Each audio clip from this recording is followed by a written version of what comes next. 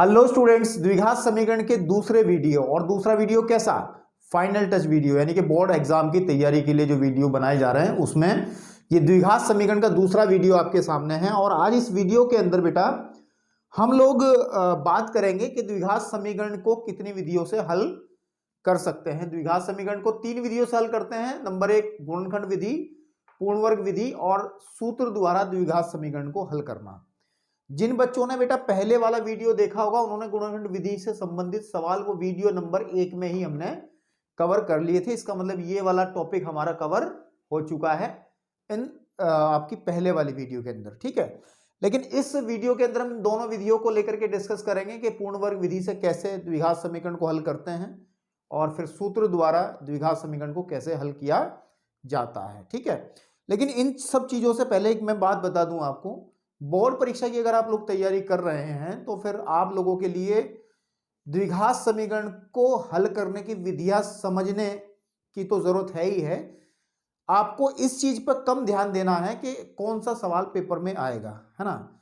आपको इस चीज पे ज्यादा ध्यान देना है कि आपको जो मेथड है, जो विधि है वो आनी चाहिए। समझ रहे हो ना मैं कहना क्या चाह रहा हूं। थोड़ा सा ज्यादा गोलमोल कर दिया, लेकिन सिंपल और सीधे शब्दों में ये कहेंगे कि आपको ये तीनों विधियां आनी चाहिए। आपको अच्छे से तीनों विधियों से सवाल को हल करना आना चाहिए। फिर पेपर में कोई भी अगर सवाल आएगा तो आई थिंक वो सवाल आपसे बच के नहीं जाएगा, ठीक है। और अगर आप इंपॉर्टेंट क्वेश्चन ही कवर करते रह जाएंगे इसके अंदर और आप मेथड पर ध्यान नहीं देंगे तो फिर दिक्कतें रहेंगी। तो आप लोगों से इतनी रिक्वेस्ट है कि आप लोग मेथड पर ध्यान दें। सवाल तो आप, अगर आपको विधि आती है करने की, सवाल तो आप कोई भी आ जाए तब भी कर दोगे, है ना। तो चलिए फर्स्ट विधि को हम कवर कर चुके हैं, गुणनखंड विधि वाली। तो पूर्ण वर्ग विधि के कुछ सवाल अभी आपके सामने मैं करता हूं अपनी किताब से, जो मैंने लिखे हैं, जो ढूंढे हैं सवाल इंपॉर्टेंट, उन्हीं क्रम में। सबसे पहले हम बात करेंगे पूर्ण वर्ग विधि के बारे में। किस विधि के बारे में?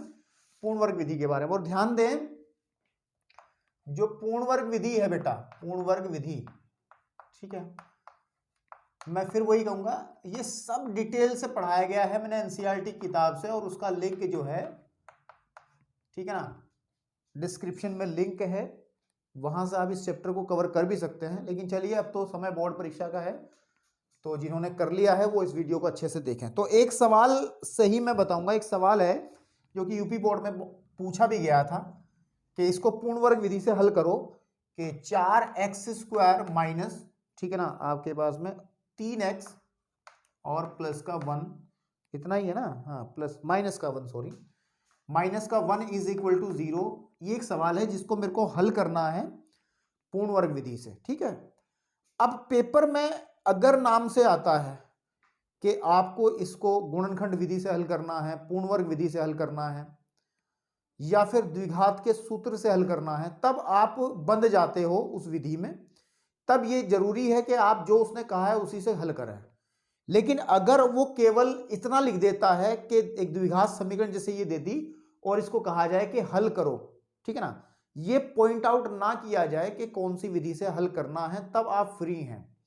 मतलब आप किसी भी विधि से हल कर सकते हो, चाहे आप गुणनखंड कर लो या फिर आप सिंपल पूर्ण वर्ग लगाओ या फिर आप द्विघात सूत्र वाले लगाओ, तो आप फ्री हैं। तो जैसे कि इस वाले में कहा गया है हमें, हम लोग पूर्ण वर्ग विधि से करना है। तो पूर्ण वर्ग विधि से कैसे करते हैं, एक सवाल को थोड़ा सा समझा करके बताते हैं, फिर कुछ क्वेश्चंस तेजी से करेंगे जो कि इंपॉर्टेंट है। तो सबसे पहले जो ध्यान देना है इसके अंदर, सबसे पहले ध्यान ही देना है कि जो आपको द्विघात समीकरण दी जाएगी, इसी से समझाता हूं, ठीक है। उसमें जो अचर वाला पद है, अचर पद कौन सा है, इसमें -1 है, जो संख्या है केवल, जिसमें कोई भी चर नहीं है x के अलावा, उसको आप बराबर के उस तरफ डाल दोगे। 4x² माइनस के 3x इज इक्वल टू, ये इधर जाकर के प्लस का 1 बन जाएगा, ठीक है। पहला स्टेप ध्यान रहेगा।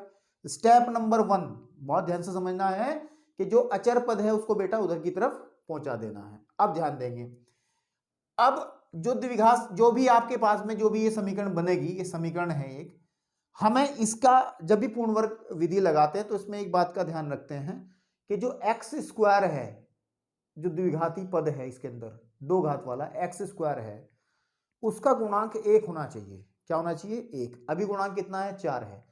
या दूसरे शब्दों में यह भी कह सकते हैं कि x² के गुणांक को यहां से हटाओ। हटाने का तरीका यही है कि 4 से जो एक्स स्क्वायर का गुणांक है उससे पूरी समीकरण को भाग कर दो। तो आप क्या करेंगे, हम यहाँ लिखेंगे समीकरण ठीक है नहीं को 4 से ठीक है ना भाग करने पर। तो बेटा मैं कुछ और सवाल करूंगा तो थोड़ा सा इसे कवर कर लेता हूं, है ना। तो जब भाग करेंगे तो 4x² बटे 4, ध्यान से समझिएगा, माइनस के 3x/4 और इज इक्वल टू 1/4। इतना समझ में आ रहा होगा सबको। जब इससे से काटेंगे तो सिंपली आ जाएगा x² माइनस के 3x/4 इज इक्वल टू 1/4। यहां तक सबको समझ में आ गया होगा, ठीक है मेरे भाई। ओके, इतना समझ में आया कि सबसे पहली बात कि अचर पद को उधर फेंक देना है, मेथड पे ध्यान देना है। मेथड पे इसलिए थोड़ा आराम से समझा रहा हूं क्योंकि क्वेश्चन आप कोई भी आएगा उसको कर दोगे। अगर मैं क्वेश्चन लिख भी दूंगा कि घर के लिए आप अपने आप करो तो अभी आप कर दोगे, अगर आपको ये चीजें अच्छे से समझ में आ जाए। तो बेटा हम लोगों ने क्या करा, सबसे पहले अचर पद उधर फेंक दिया। उसके बाद में हमने क्या करा, जो x² रहेगा उसके गुणांक को हम लोग 1 बनाएंगे, यानी कि यहां पे से 4 को हटाएंगे। इस 4 से जो है पूरी समीकरण को मैंने भाग कर दिया, तो हमारे पास अब देखो ये बन गया। अब यहां पे एक ट्रिक लगेगी, इसमें एक ट्रिक लगेगी। वो ट्रिक क्या लगेगी कि जो x का गुणांक है, इसको चाहे नोट रख लें कुछ भी कर लें, x का जो गुणांक है, x का जो गुणांक है, ठीक है ना, x के गुणांक के आधे का वर्ग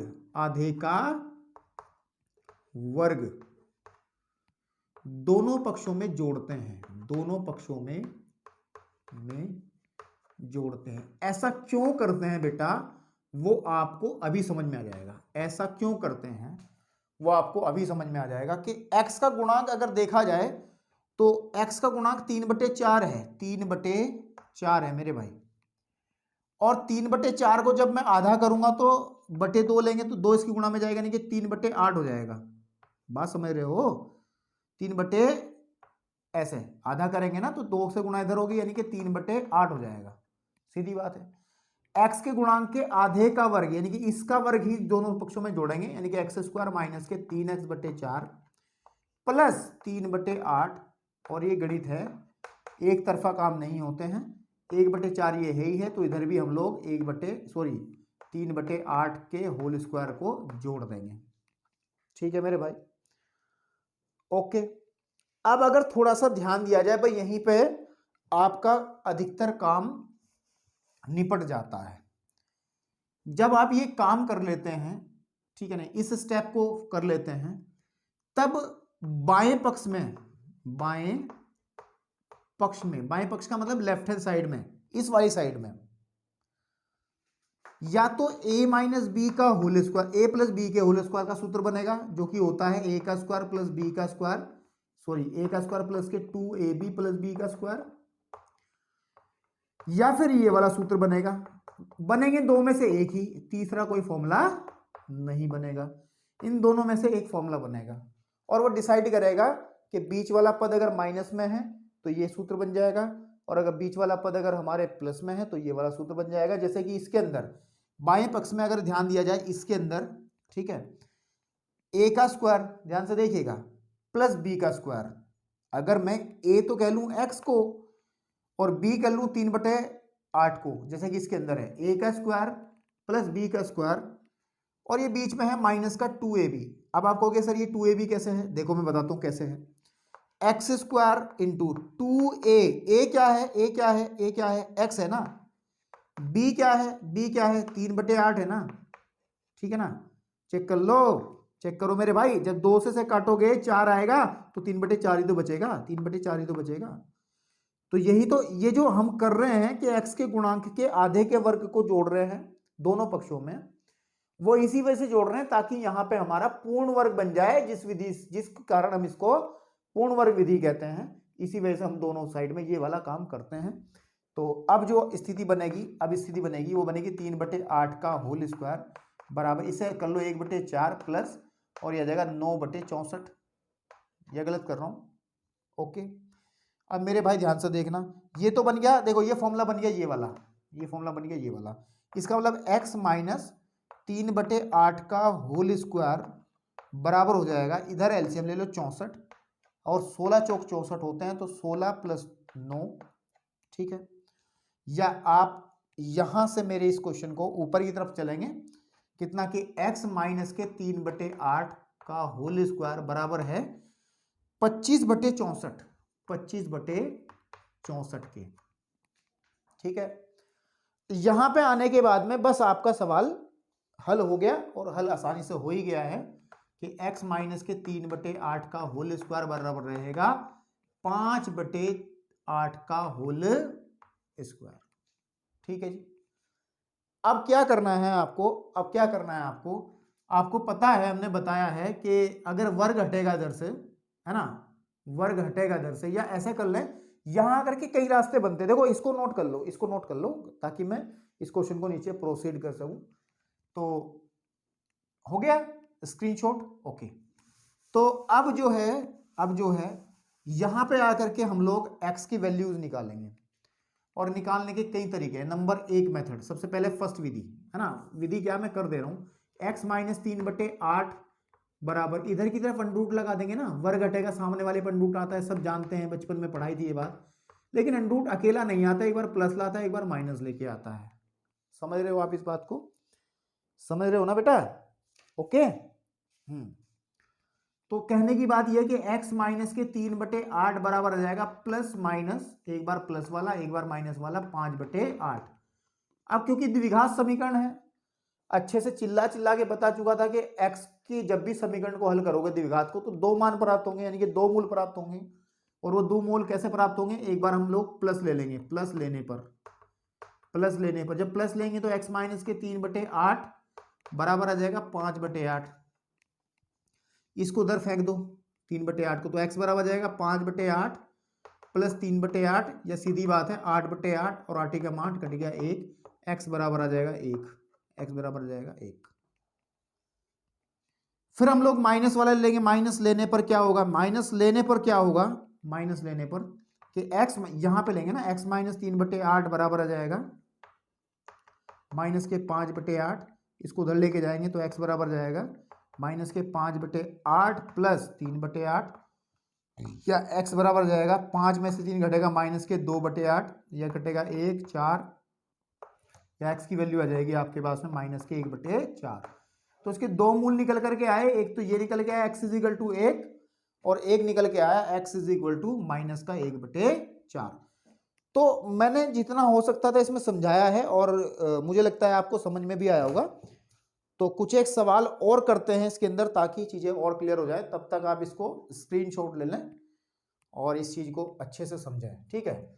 नेक्स्ट क्वेश्चन की तरफ बढ़ता हूं मैं। एक क्वेश्चन और है, ठीक है, एक क्वेश्चन और है मेरा, जो कि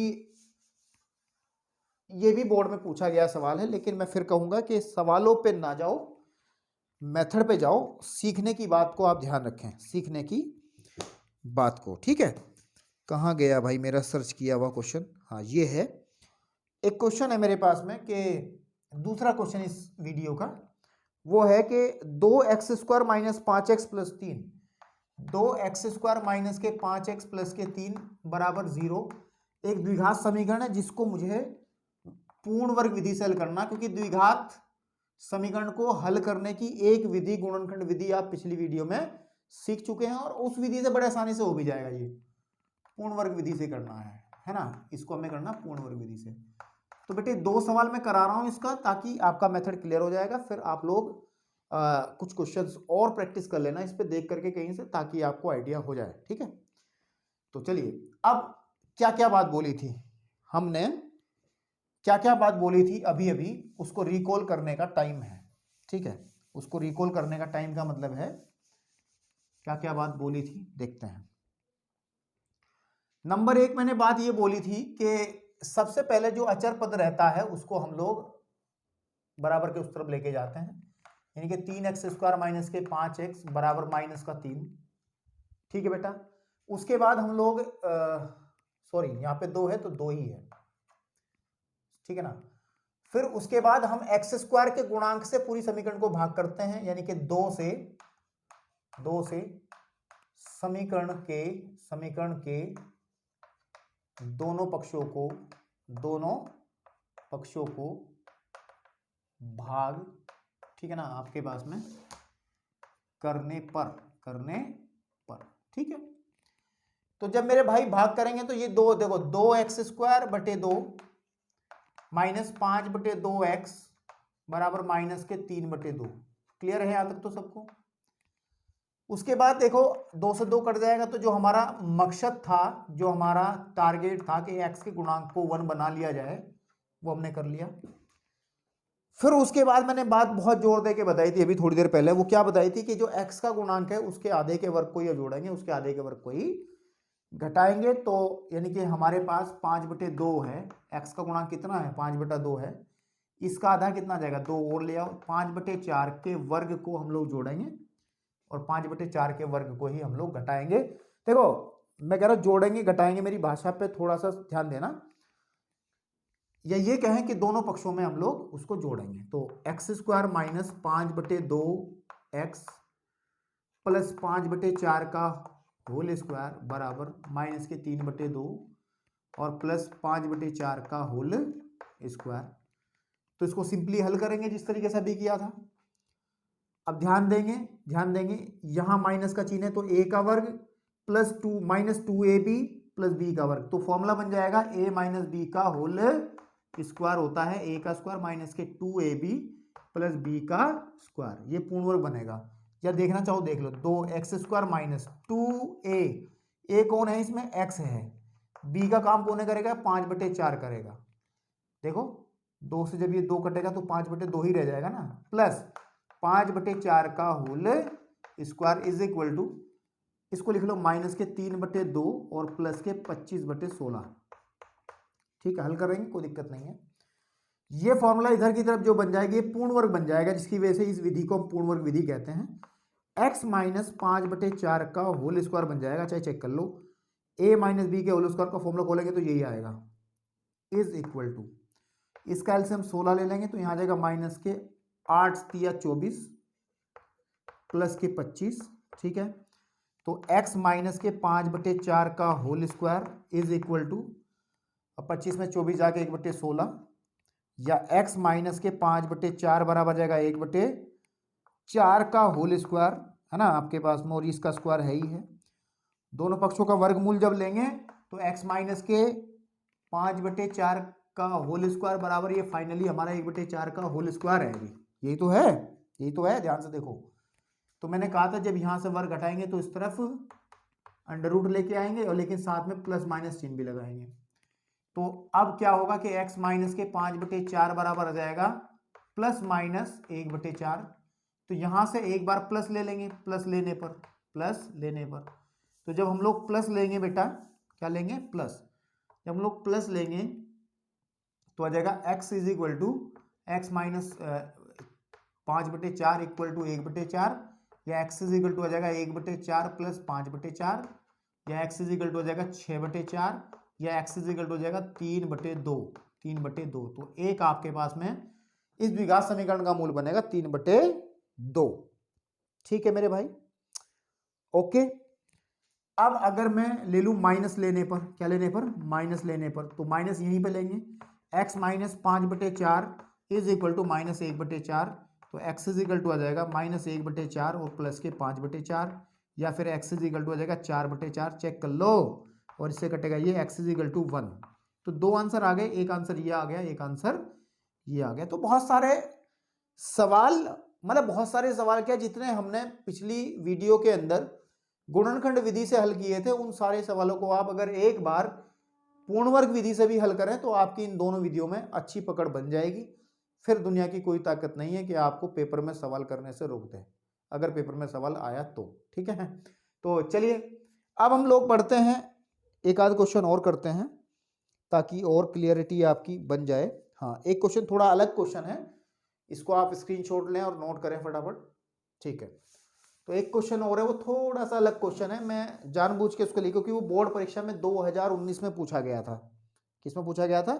2019 में पूछा गया। तो सवाल ये है, ठीक है, तीसरा सवाल जो कि 2019 में आया है, और वो सवाल है कि 4x² और प्लस के 4bx, ठीक है, माइनस के a² माइनस के b² इज इक्वल टू 0। ठीक है, तो इसको भी हमें बेटा पूर्ण वर्ग विधि से ही हल करना है। और ये सवाल आया है, ठीक है, आपके पास में। चलिए देखते हैं, अभी 1 मिनट थोड़ा सा रिकॉर्डिंग देख लें, चल रही है, हाँ ठीक है, ओके। तो हमने क्या तरीका बताया था, सबसे पहले अचर पद को हम लोग इधर की तरफ फेंकेंगे, तो 4x² है ना प्लस के 4bx और इज इक्वल टू आ जाएगा a² माइनस b², क्योंकि इसको उधर लेके चले जाएंगे ना, इस पूरे को मैं उधर लेके जा रहा हूं। फिर मैं 4 से पूरी समीकरण को भाग करूंगा x² गुणांक से, 4 से समीकरण को हल करने पर, ठीक है। तो x²/4 और plus 4b/4x is equal to आ जाएगा a² माइनस b²/4, ठीक है। ये 4 से 4 कट जाएगा, यहां 4 से 4 कट जाएगा, तो आ जाएगा x² खाली plus bx is equal to a² minus b²/4। और मैंने कहा था कि x के गुणांक के आधे को, यानी कि जो x का गुणांक कितना है b है, और b का आधा होगा b/2 के वर्ग को हम लोग दोनों पक्षों में जोड़ देंगे, यानी कि x² प्लस के bx प्लस b/2 का होल स्क्वायर बराबर a² minus b²/4 plus b²/2, ऐसे करके, ठीक है। हल कर लो। अब इधर ध्यान दोगे तो ये बनेगा a का स्क्वायर प्लस के 2ab, चेक कर लो, 2a का काम करेगा x, b है ना बटे 2, 2ab, देखो 2 से 2 कटेगा तो bx ही बचेगा खाली, चेक कर लो, देखो ध्यान से, ठीक है, प्लस b/2 का whole square is equal to आ जाएगा, देखो यहां जाएगा a² minus b²/4 plus b²/4, okay. इसको रफ कर दूं, कभी बच्चे कंफ्यूज हो जाए, ठीक है। लो, ये बन जाएगा, प्लस वाला है तो बन जाएगा फॉर्मूला, एक फॉर्मूला होता था ना कि a का स्क्वायर प्लस के 2ab प्लस b का स्क्वायर, इसका फॉर्मूला क्या होता था, a प्लस b के होल स्क्वायर को ये कहते हैं। तो मेरे पास में आ जाएगा ये x प्लस b/2 का होल स्क्वायर बराबर बन जाएगा, एलसीएम सेम है ही है 4 इधर की तरफ, a² minus b² plus b², और यहाँ b² से b² खत्म हो जाएगा। तो फाइनली मेरे पास बचेगा क्या, आंसर बचेगा और कुछ नहीं बचेगा, है ना। चलिए, यह जाएगा x प्लस b/2 का whole square is equal to a²/4, ठीक। अब मैंने कहा था कि अगर x प्लस b/2, ध्यान दें, इधर से मैं वर्ग घटाऊंगा तो सामने वाला प्लस माइनस के साथ में a²/4 लिखा जाएगा, या x इज इक्वल टू आ जाएगा x प्लस b/2 बराबर आ जाएगा प्लस माइनस a/2, क्योंकि इसको हम लिख सकते हैं, पता है ना, a का वर्ग तो बाहर आ जाएगा, ये 2 का वर्ग है आसानी से। अब यहां पे एक बार प्लस ले लेंगे, प्लस लेने पर तो x इज इक्वल टू कितना आ जाएगा, x प्लस b/2 बराबर आ जाएगा a/2, या x इज इक्वल टू आ जाएगा a/2 माइनस b/2, या ये कहें x का मान आ जाएगा a माइनस b/2। एक आंसर तो आपका ये निकल के आ गया। एक बार हम लोग माइनस ले लेंगे, अच्छा सवाल है ये लेने पर। तो x प्लस b/2 बराबर आ जाएगा माइनस का a/2, तो जब इसको उधर लेकर के जाएंगे तो हमारे पास यहाँ पे जगह बची, यहाँ कर देंगे, x इज इक्वल टू आ जाएगा माइनस a/2 माइनस b/2, या ये कहिए x is equal to minus common निकाल लो a प्लस b/2, तो एक आंसर आपका ये आ जाएगा। तो थोड़ा सा मैं तेजी से इस सवाल को किया है, क्योंकि इस पे मैंने मेथड बता ही दिया था आपको पहले से, ठीक है बेटा। तो ये जो सवाल मैंने बताए हैं आपको, ये सब पूर्ण वर्ग विधि पर आधारित हैं। तो आप लोग एक काम करिएगा, जितने भी आपने सवाल गुणनखंड विधि प्रैक्टिस करनी है ना आपको, तो जितने सवाल आपने गुणनखंड विधि से किए हैं पिछले वाले वीडियो वाले, उन सभी सवालों को आप एक बार गुणनखंड विधि से भी हल करके देखें, सॉरी गुणनखंड विधि से किए हैं, सॉरी, और आप उसको पूर्ण वर्ग विधि से भी हल करके देखें, और फिर आप पाएंगे कि आंसर दोनों से सेम आ रहे हैं।